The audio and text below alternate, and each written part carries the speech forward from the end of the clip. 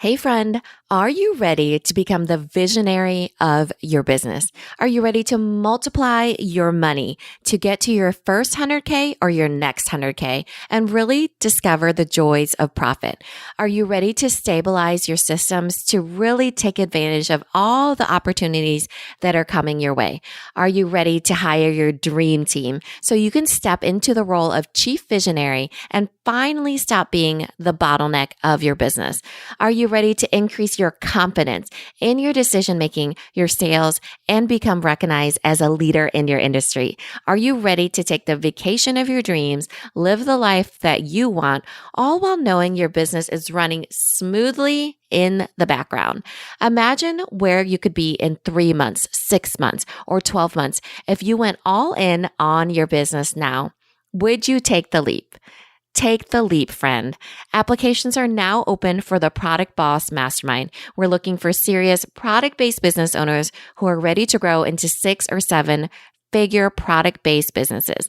The mastermind is designed to facilitate a breakthrough year in your business and life through coaching, connections, and true mastermind. This means you never have to make a decision alone again, and you're surrounding yourself with fellow high-level product business owners that get it, and they are taking action. So go to theproductbossmastermind.com to submit your application. Spots are very limited, and let's get started building your dream life. Welcome to the Product Boss Podcast, where we help product-based businesses grow their sales and improve their strategies. Hey everyone, I want to introduce you to my co-host and biz bestie, Minna an Amazon guru that has built a multi-6-figure product-based business. And introducing the other half of the Product Boss, Jacqueline Snyder. She has helped launch and grow over 500 fashion apparel and accessory brands, even one of her own. And together, we share our inventory of secret weapons that will help you dig deep and do the work it takes. Are you ready? Let's build together. Hey, product bosses. Did you know that every Wednesday we have a live talk show called Bosses and Breakfast where we chat business, mindset, mom life, and everything in between? It's a really fun time and it feels like a conversation amongst friends. In fact, sometimes we have conversations that we don't necessarily know that they're going to lead to where they lead, but we get such an amazing reaction from our listeners and from our community and from our students that we actually wanted to bring it to you to hear today. Yes, our favorite thing about Bosses and Breakfast is that we get together, we get to laugh, we get to be inspired about what's happening, and we get to check in with you and re-motivate you on why you're working so hard. So join us next time. We'd love to see you there. And here's that snippet from one of our shows that got tons of positive response, where we all walked away feeling more inspired and motivated for the week. So let's jump in. Okay, let's start with getting dreamy because Christina over here, who's probably serious and funny all at the same time, said, my dream is to drive a car that wasn't made in 2006. So I'd love to start this morning with all of you with dropping in something dreamy into the comments of something you would like. And it could actually be even bigger. So I think a lot of times we see through the next 12 months, right? Or we see in the next couple of years, we see stuff that feels tangible to us. Like, you know, maybe it is buying a new car, or what's something that you would say that's like a little bit more like, I'd like to pay myself. Yeah. That might be something. Right. I think it's more short term because it feels like it's attainable. But when you're really thinking about true visioning and true dreaming of what your dream life could be, it's more long term. And it's a kind of the foundation of that long term dream, because it feels so intangible, feels so far away, is that it still aligns with your why. Why do you want that? Does that truly make you happy? So I think when we're thinking about those long-term things and those short-term things, they all accumulate into our dream life, because we're living our life, right? Every day, you know, it's not like we're, you know, living in the future. We have to live, you know, on our path there. And I think that there's lots of things that we can look forward to, but we have to kind of make sure we're in the right direction, like our compass is in the right direction. Yeah. So I'm getting some really good ones here. A lot of people are wanting vacation homes, beach houses. So we've got second house in Florida, take my family on vacations, pay off student loans and travel. My dream is to fund autism research. That's Rachel. I want to buy a Tesla and maybe a vacation house. My dream is for 6-figure business and also to own a beach house. Over here, short-term lake house, long-term $1 million in the bank. Like it. I want to pay myself. My dream is to grow $1 million business. I want to retire my husband so he can follow his dream in music, make enough to contribute to my mom's board and care facility and rent. Having a work-life balance where I don't feel like I have to work 18 hours a day to make enough money. Lots of beach houses. We all need to get a row of Product Boss beach houses. I know. And then Diana said she wants a lake house anywhere but Florida. Meanwhile, I'm like, oh, I want one in Florida.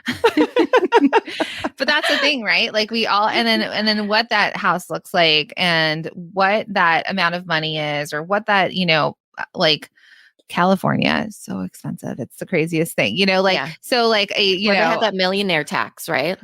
Don't they? Yeah. So that's why everybody's like fleeing California amongst other reasons to the hills. But the idea, right, is like, the question is, what if we get Dreamy and your business is the vehicle to your dream life, right? Like you're able to make money in your business and grow this business. What would be something dreamy that you would want at the end? So I think a lot of times we go with, I love those of you that want to give, right? You want to give money. A lot of you want to stabilize. A lot of you have something extra you want to add, right? I talked about that with a Chanel bag. I worked for 15 years, painted on my wall in my office, Chanel ain't gonna buy itself. Okay. Because before I had kids, that was my motivation. I wanted a Chanel bag. And to me, that was something, it was like a status thing. It meant that I could afford it, right? I wasn't going to put it on a credit card. And Minna and I had a conversation about it actually at the beginning of last year, where she's like, I still was like, I want a Chanel bag. She's like, you could go buy yourself a Chanel bag. You can have a Chanel bag. She's like, right? Go do it. And I was like, oh, because there's always something else, right? There's always something else that you feel like your money could be assigned to. And it's 100% true. But sometimes for some of us, right, it's something little that if you can treat yourself to something that is important to you, even, and how this started was, working with my life coach, for example, she's like, go buy the most expensive chocolate bar, at the grocery store. She's like, if you like chocolate, go buy an $8 or $12 chocolate bar, something that feels like lavish and is important. So I would tell all of you that too. Like when you have a win, it could be as simple as a chocolate bar. It could be as simple as like, I'm going to go, get the extra large smoothie. Champagne. Yeah. I'm going to have someone else fill up my car. You can find something that's little, that's not going to break the bank, but that makes you feel like the effort that you've put into your business is paying off. Because I know a lot of you are probably not paying yourself or paying yourself what you should, that you would like if you worked for someone else that you could be making. So I think the first little step to your dream life is letting yourself dip into something that feels a little bit more extravagant. I'm not saying it's a Chanel bag, but I'm saying it's something for all of you. And then as you do grow your business, one of our masterminders that's in the 7-figure range, when she does hit really big goals, that is something she does. She goes and buys herself a designer bag. That's important to her. Another person goes on vacations. So as you start to hit that revenue level, it's like you can do things that are for yourself. And then as you start to feel more comfortable in life a bit, maybe as you're making more money, you're starting to realize you can pay your bills. You're realizing that you can go to Target and not look at like the receipt every time that you check out. Then the next question, if we get even more dreamy than that, is what else? Do you want to become an investor? Do you want to invest in real estate as property that you're going to make money on, right? Like, how do you start to have multiple streams of income for yourself personally outside of your business? And that is in the way of like women really starting to get educated on wealth and growing wealth and maintaining wealth and making investments. And I think that conversation is just not had enough amongst us as women. Yeah, for sure. I think that what I like about the first step of getting dreamy is that it allows you this space to be able to dream without judgment.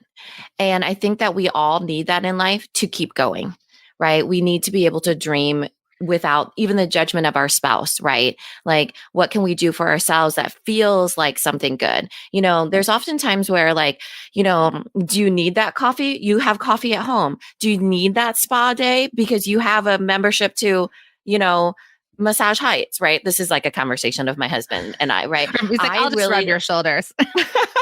No, I already have like massages every month. I have a membership, Yeah. but I want to still have spa days, right? It's not practical for him, but it fuels my soul, right?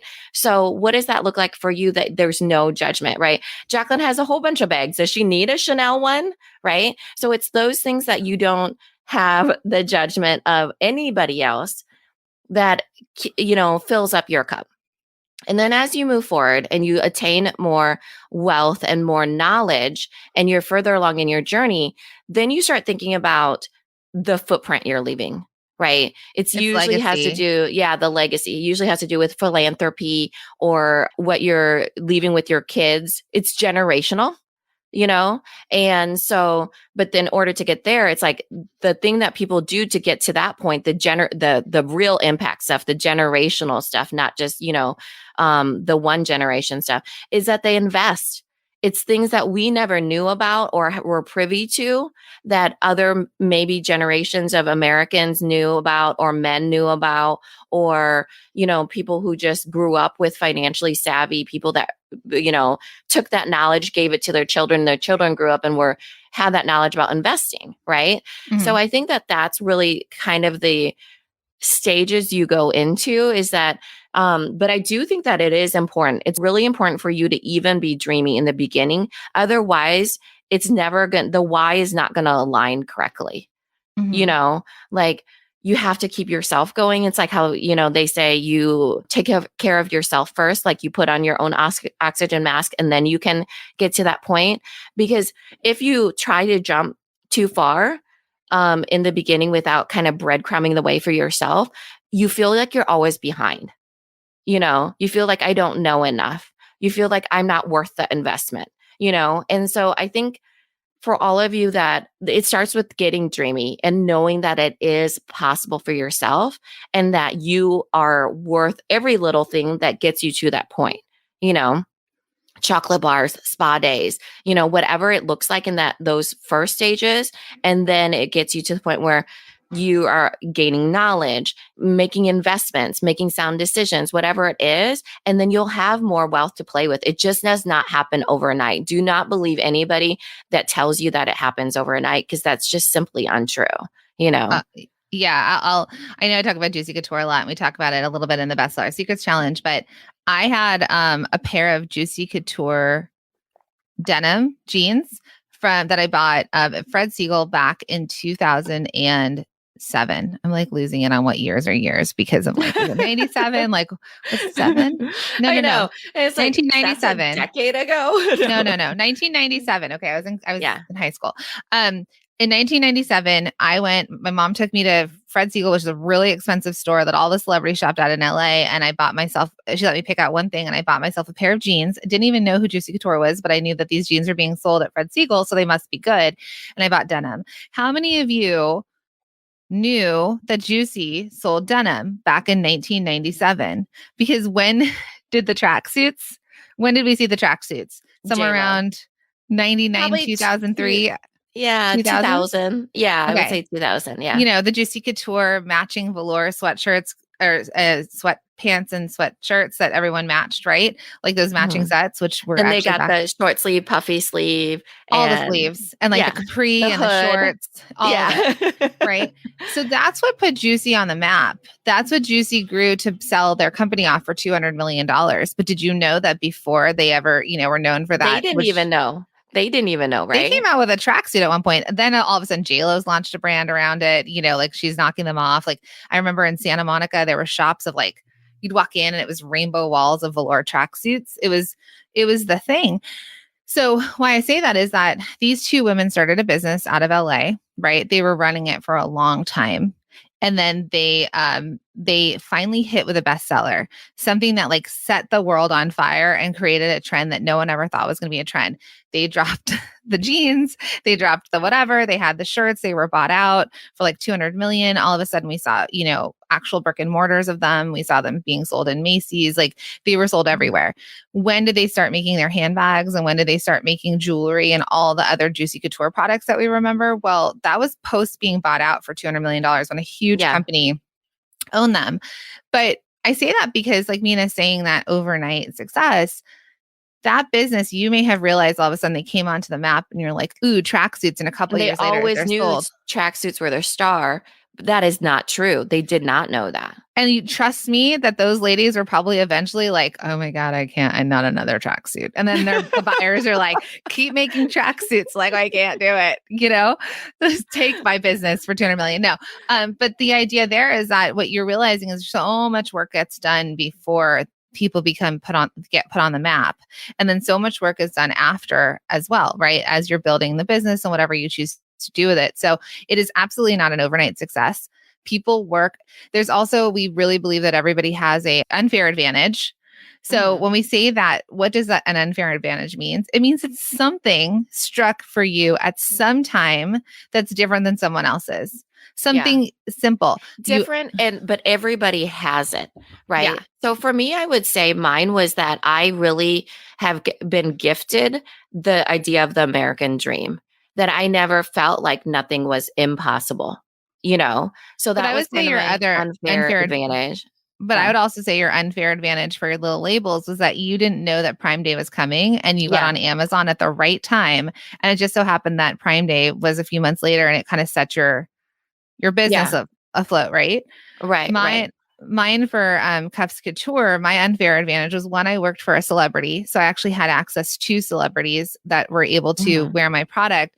And then I had gotten a press piece because I had those celebrities wearing my product and I got it, like someone did it for me for free.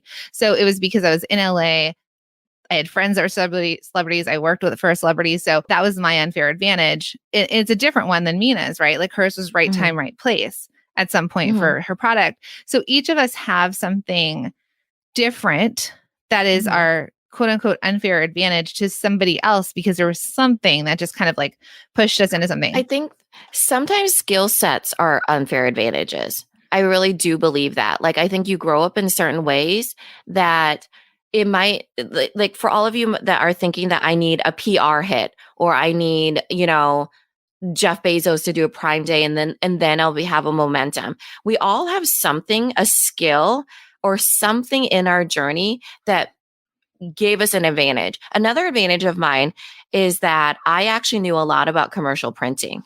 All those years that I did annual reports, newsletters, print collateral, I knew different folds like gatefold, Z-fold, the different hinges that go to different binders, all those things. And I was able to create a product from it, right? So there's things that you don't realize that give you an unfair advantage according to everybody else, but everybody has them. Sometimes people, like I would say my sister, she was born with the ability to negotiate. Like, I kid you not, that woman could get us into anywhere, could pry things out of people. Like, and I could not negotiate to get myself out of, saving $1, like. So I think there's certain skills that people attain over the years and they develop that give them an unfair advantage as well. So think about what that could be for all of you. Yeah, I'd love to hear what you think yours is. And I'm going to I didn't realize this, and you and I've kind of talked about it, but an unfair advantage for me was I was a fashion designer. I went to school, but I was hired by a big business, but it was still run like a small business. And so while I thought I was just going to be an assistant designer, I lived in Florida for this company. I thought I was just going to be an assistant designer. In fact, I was just the designer, right? They hired me an assistant design price, but I was able to do everything. Everything. And I was able to work at the trade shows. Like they put me in the booth, or like when I worked for the celebrity, we did runway shows. Like Chrissy Teigen was one of our original models when she was just 18, right? Like we did all this stuff. And so my unfair advantage is that I was given these really humongous opportunities when I was like 24, 25, 26, that my friends that worked at Gap and Nike and all the big businesses, they were still doing like a very specific job at a big corporation. And so that's why I was able to launch my own line very quickly. I was able to help people launch lines. I was able to do the product class. Those friends of mine that I've worked for 15 years, or I don't know how many years it's been now, at like a Gap and a Nike, they still call me when they're thinking about launching their own line. And I'm like, but you worked at Nike, but they can design it, but they don't know how to do it themselves. So that's my unfair advantage there. Right. Okay. So we have one over here. Unfair. This is Three Best Bakery. Unfair advantage. A husband who is 100% supportive and has taken the role sole supporter while I've grown. That's amazing, Yeah. right? Yeah, that is amazing. And that is an advantage because there's lots of people that don't have the support of their husbands, right? Mhm. And it makes it just a little bit harder, a lot harder actually, if you don't have that advantage, right? Rachel says soldering. And then Christina says, I was born a maker. I just recently realized that not everybody has a designer maker brain. It's true. Not everybody, friends, Mhm. could actually say, I'm going to take this something that I can do that's creative or actually just do anything creative. That is 100% truth right there. Like And not then everybody. Yeah. sell it for something and people will exchange money with you. Even if it's you feel like you're not making enough sales, but you've made a sale, you've created a business, right? My father-in-law yesterday, my daughter, 5 years old, at the dinner table last night goes, Grandpa, what's your 2 favorite things to do in the world? We're like, what? Like, are you a podcaster now? Like interviewing? You coaching? And then she's Coaching, like, Willa? what are your 2 least favorite things to do? Like then we went around the table, we all answered. And one of the things he said was making glass. Like he knows how to blow glass. He knows how to do stained glass. He realized that, and he's in real estate. He works still. And I was like, ooh, that's something that he loves so much, but can't ever do unless there's leisurely time to do it. Right. And so some of you, like as creatives, you're able to do something you love so much and sell it. Like James was like, one of my favorite things to do is act and sing. And we're like, and he gets to get paid for it. One of my favorite things to do is design and make product and be an entrepreneur. And I get paid for that. And so there's something very cool about all of us here that are creatives that are able to build businesses around that as well. Yeah, one of my favorite things to do is learn and to teach other people things, and I get to do that in a creative way. I always knew I always felt like creatively I was going to write books or do something or teach or something, and it came out to be that I was a podcaster. I could teach courses or teach in different ways. So I think it evolves in what you think it could be, but it's definitely people gravitate towards certain skill sets or they gravitate towards there's advantages that we all have that could potentially be just the spark that you need. It's the spark that you need that could, ignite everything for you.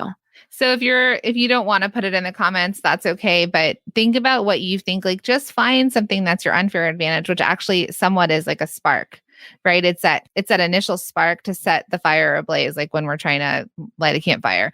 So I think that that's something for all of you to think about, because so many times we could think about what we don't have. Like we think about the have-nots versus the haves. And what were you going to say?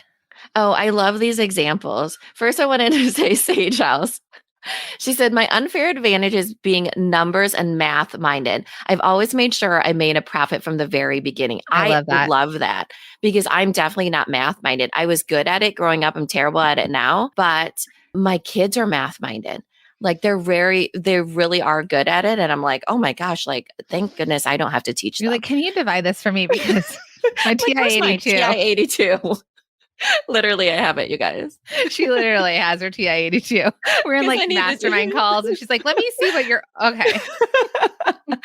And then I love this about Nancy too. So Nancy, who's in our mastermind, says, I know more about hummingbirds than just about anybody out there. My expertise totally backs my brand. So she sells hummingbird food and hummingbird feeders, and she does amazing on Etsy and she just kills it. So I love that because even that, right? Knowing about hummingbirds, like how special is that? That's amazing. And she was a zookeeper, which makes her like the coolest person we've all known in our life. Yeah, she's one of our masterminders.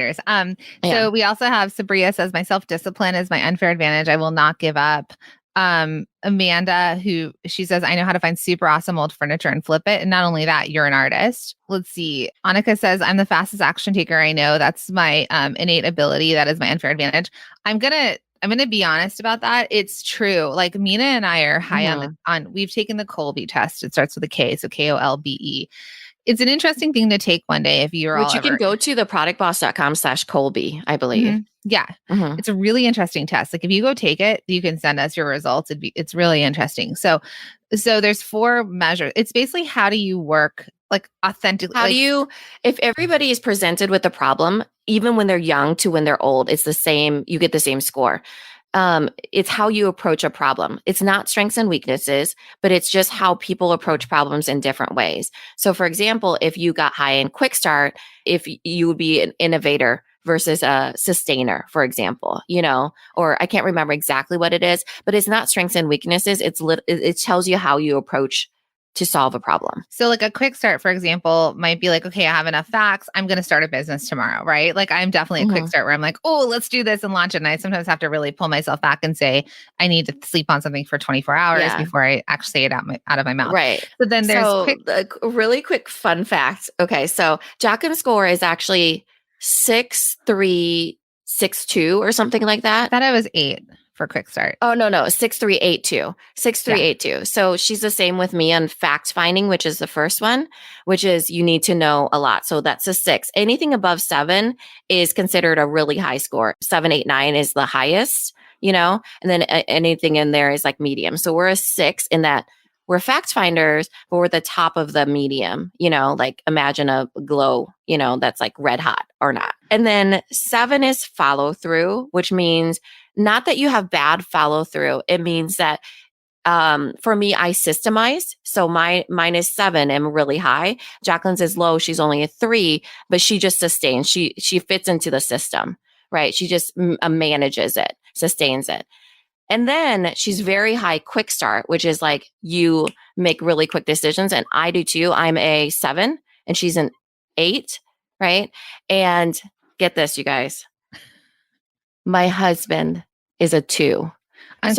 On quick start. On quick start. But I want to explain it really fast. So it's called the Kolbe test. Go to theproductboss.com/Kolbe, Kolbe. We are jumping all over the place today with our conversation.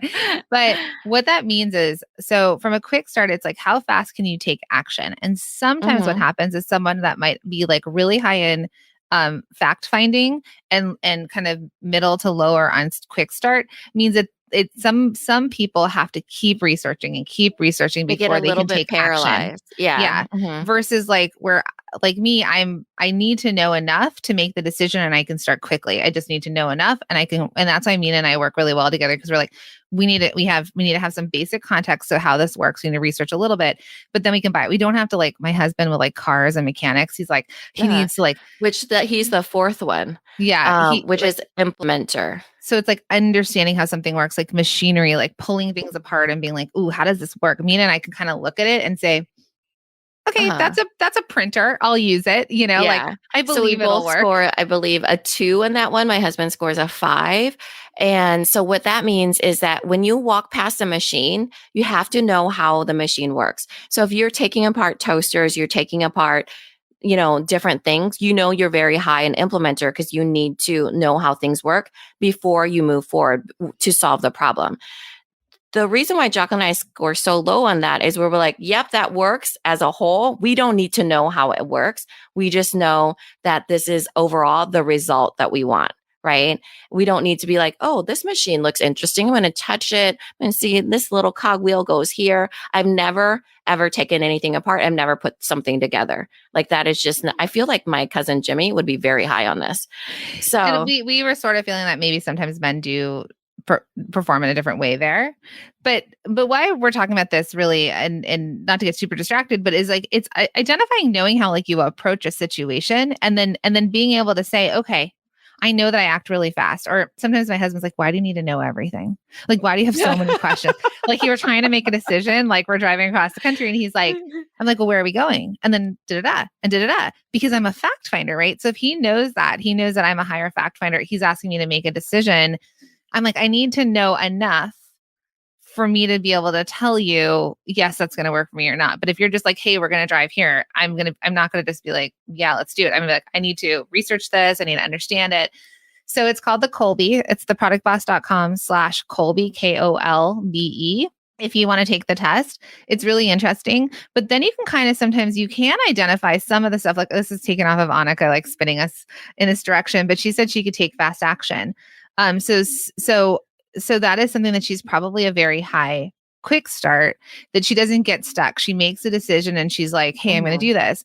But Annika and I Yeah. are probably very similar in the fact that we're kickstarts, that we might move too fast with decisions sometimes and then deal with I'm talking about me and not Annika, but then deal with like the repercussions after. Oh, I made this quick decision, but then what, now I have to do what, because I decided too fast. So I think when you know this Yeah. about yourself and you start to hone in, you can kind of understand how you approach situations. And instead of feeling like crappy about it, be like, no, that's how I approach situations. Yeah. And I have to adjust for That's it. why I like the Colby is that, so for all of you, we're talking about unfair advantage is you can just have those as your unfair advantages.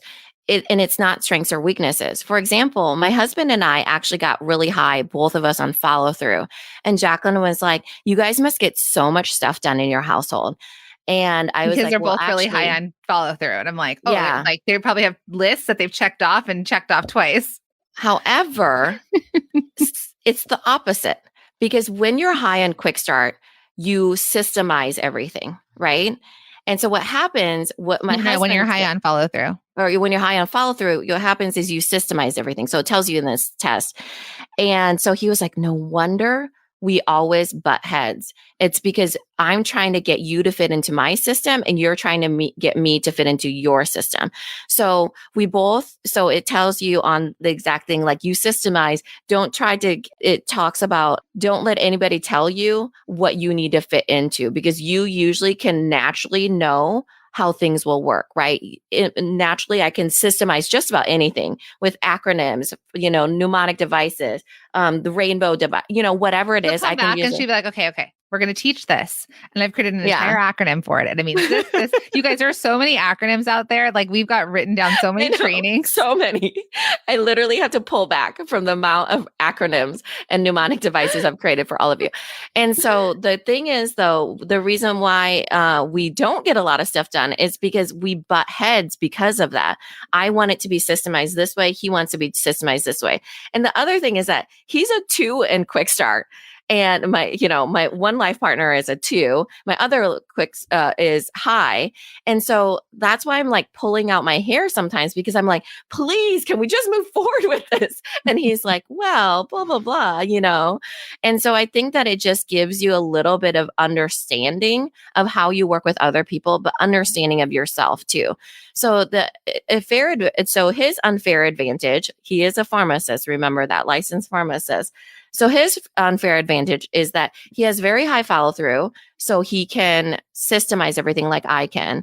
He has low quick start, meaning that he's very thoughtful and he really thinks out the decisions he's going to make. And then he's a middle of the row implementer, so a 5, whereas Jacqueline and I are 2, which means that he can pretty much adapt. He can see how things are going to, be big vision, but he actually knows and understands how things work. Like he can fix things if he needs to. He understands how the machine works, things like that, where I'm just like, oh, just hire somebody to put that machine together, And so it really is like, it makes you understand yourself more so you can pull out your unfair advantages, whatever they are, and know that they are advantages and not weaknesses. Yeah. So that's why I think it's a really good, way to figure out what your unfair advantage is. Yeah. And we, the reason why Minna and I took a bunch of personality tests at some point was because we're 2 CEOs, we're 2 business owners, we're partners. And so I was like, I wish I took the Colby before I got married. Not that I wouldn't have married my husband, but we probably would have like saved on a lot of fights as we started getting to know each other of being married. Because it would have been like, oh, we both have low follow through. We need to hire someone to help us do X. Instead of being like, why aren't you building the fence? Why aren't you building the fence? So it's KOLBE. Colby. Yeah. theproductboss.com/Colby. So yeah. So we say that because we had to really identify our working partnership, which is why we, have taken the Myers-Briggs or certain tests that we've taken because we have to approach things differently. A lot of you, as you're doing this on your own, but you might sometimes feel bad about it with something that you've done and be like, why am I like this? Instead of realizing this is just how you've been. The Colby lasts for about 40 years. So it's not something that changes. It's something that probably has been how you have been since you started sort of approaching things as a child. So we say that to you for one on that. So this leads back to the unfair advantage, which is where we started with this part of the conversation, which was all of us have some sort of unfair advantage that we can, which is something that we can lean into, right? It's like a spark that like is going to set something on fire, right? Like it's like, what is that spark that's going to help your business grow? And all of this came from the conversation about women and wealth, and having a conversation about your business being the vehicle to you hitting your dream life, right? Like, Yeah. what is that? And what can wealth do for you? It's not a bad thing. So as you make money, what are you going to do with the money you make? And it's our responsibility as women to educate ourselves on this, to be surrounded by other people. So first and foremost, what you did probably initially was that you invested in yourself to start a business, right? You paid taxes, you probably paid for like your registration, you paid for machinery or for raw goods. Like there's something like that you initially took some extra money with and you created a business. And then the next thing from that is what are you doing to invest into yourself? Are you paying for a trainer, in normal times at a gym? A mentor. Do you have a mentor or a coach? Because coaches and mentors are the things like, coaches like trainers even. Those are the things that hold us accountable and have us show up. Are you investing in yourself with like learning how to be a better boss, learning how to run your business, investing yourself in courses, signing up for free challenges that are going to help level you up? So there's that investment initially. Then as you start to make money, it's paying yourself. For like, that's our goal with our students, is to get you paid. And so that's why we work on getting you profitable fast. Like the multi-stream machine, which is our signature course. The whole idea is finding your path to profit and getting you profitable fast so that you can start paying yourself and hiring team members to keep growing your business. And then we get past that kind of like survival mode, that sort of like, okay, this is working, money's coming in, I'm profitable, it's growing. And then you're going to hit a point that you're like, okay, the company has profit. Now we have profit. We invest some back in, we save some, but how do we continue to build wealth? And I just wanted to read a couple stats. I'm on RBC Wealth Management, and they said that the global economy, women are starting and running new businesses at a rapid rate. This is all pre-2020. Women were majority owners of 9.9 million US businesses of all sizes, with more than 8.4 million employees back in 2012. Okay. So then they were saying that globally, women have held 30% of the wealth controlled by individuals or families in 2015. And then that was up 28% since 2010. And 44% had grown their wealth independently as entrepreneurs. So right now, with only 30% of women in the world that control wealth, but 44% of those women, so that's almost 50%, have built their wealth independently as entrepreneurs. That's all of you. Yeah. You all have the ability as entrepreneurs to build wealth. And they said by 2020, women are expected to control $72 trillion, which is 32% of all the wealth, up from $51 trillion in 2015. So that's a huge jump. Like, all of you are contributing to these numbers because more and more women are building businesses, able to hire people, and starting to build wealth. Well, friends, I hope you had as much fun as we did. If you want to hang out with us live, join us every Wednesday at 11 a.m. Eastern over at our Facebook page or Instagram. And if you want to hear the whole show, click on the link in our show notes and we'll see you over there. Hey friend, are you ready to become the visionary of your business? Are you ready to multiply your money to get to your first 100K or your next 100K and really discover the joys of profit? Are you ready to stabilize your systems to really take advantage of all the opportunities that are coming your way? Are you ready to hire your dream team so you can step into the role of chief visionary and finally stop being the bottleneck of your business? Are you ready to increase your confidence in your decision-making, your sales, and become recognized as a leader in your industry? Are you ready to take the vacation of your dreams, live the life that you want, all while knowing your business is running smoothly in the background? Imagine where you could be in 3 months, 6 months, or 12 months if you went all in on your business now. Would you take the leap? Take the leap, friend. Applications are now open for the Product Boss Mastermind. We're looking for serious product-based business owners who are ready to grow into 6 or 7 six-figure product-based businesses.